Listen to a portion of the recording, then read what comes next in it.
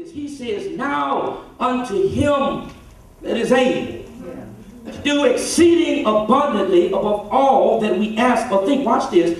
According to the power that worketh in us. Watch this. That means that this promise comes with a principle. I tell you, brothers and sisters, that many of us are those individuals that would stand on the premise looking for a promise, but we don't want to practice the principle. The Lord said, in order for you to get the promise, you first got to practice the principle. He says, according to the power that worketh in us. That means the God's ability to work for you is predicated on your willingness to let him work through you. In other words, brothers and sisters, he said, listen, whatever it is that you need, you got to learn how to turn it over to me. Can I tell you, many of us make the mistake of going to God and giving him our need. Then we turn around and make the mistake of going back and picking it back up. He said, but if, oh God, I feel it now. He said, if you bring it to me, he said, I'm able to do it for you. Can I tell you that the only way that God will fix it, you've got to give him this and that. Matter of fact, the songwriter said that he can handle it, and that's a fact. He said, but the only way he did it was I had to let him handle it. Matter of fact, one songwriter said to us this problem, God, I wish y'all would hear me here, that I just couldn't seem to solve. I prayed and I prayed, and I just kept on getting deeper involved. And I turned it over to Jesus, and I just stopped worrying about it.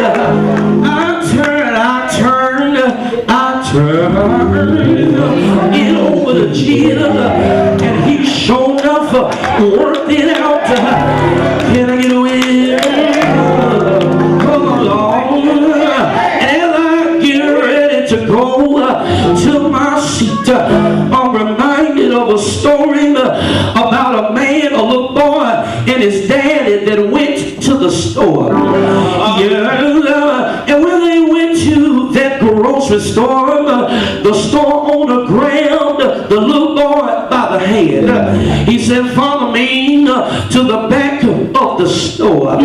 He said, you see this big barrel of candy. He said, I want you to reach in and grab a handful. So the boy looked at the owner and said, no, that's all right. The daddy looked at the little boy and said, boy, you know you like candy. Why are you acting shy? Just reach in and get what you want. The little boy said, no, I'm not going to reach in there, and I'm not going to give a thing. So the store owner said, look, little boy, I know you like candy. So the store owner went in the bucket, and he grabbed a big handful of candy. He put it in a bag, and he gave it to the little boy. And when the boy and his father left out of the store, the father, he asked his son, why were you standing there acting like you didn't want the candy? He looked at his daddy and said, well, it wasn't that I didn't want the candy. He said, but I let him get it from me because his hands are bigger than mine. And that's all I stopped by to tell you. If there whatever you need the Lord to do in your life, give it to him because his hands are much bigger than yours. Whatever you need the Lord to do in your life, turn it over to Jesus because his hands are much bigger